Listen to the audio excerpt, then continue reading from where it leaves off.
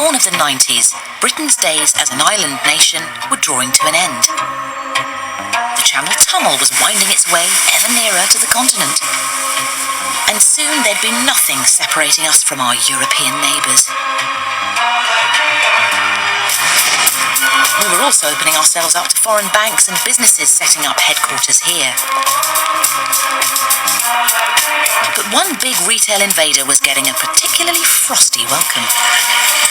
IKEA arrived and they came into quite a difficult market in that English tastes were unusually conservative. Now, the biggest selling furniture retailer the most aspirational furniture retailer at the time was Laura Ashley. No one wanted this shocking, colourful, modernist furniture from Scandinavia. Nobody wanted it. They were a marvellously successful international business at that time. They just couldn't really crack England. These open-minded Scandinavians had dreams of bringing a whole new way of living to Britain. Classless, functional and modern. But the signs were there for all to see that they'd have a real battle on their hands.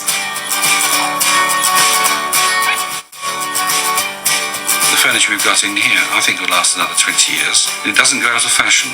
We were a nation that held very traditional views when it came to our homes, where all things heritage loomed large.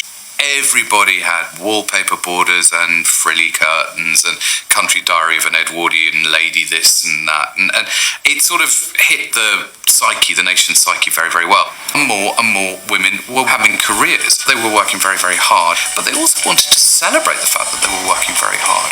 And they wanted to do that by doing things to the home, buying things to the home. And I think it was things like that that really, really made a massive difference in the 90s. And after years of rejection, IKEA were finally starting to sense a chink in our armour.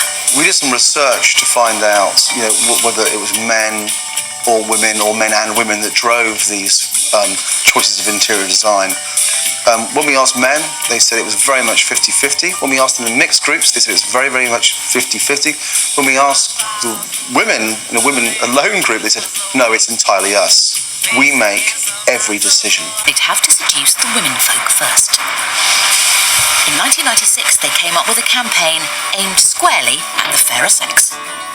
They decided that they'd test Chuck At Your Chintz in a little research group before they ran it, and they all came out ashen-faced.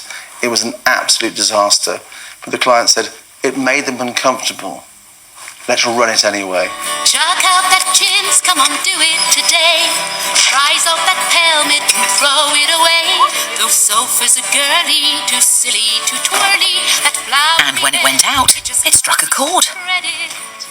Women were too busy to deal with great swaggy velvet curtains and tons of furniture. I mean, they're running a vacuum cleaner over carpet, under furnishings. It's an absolute nightmare. But that flowery trimmage is carving our image, so chuck out that chintz today. It really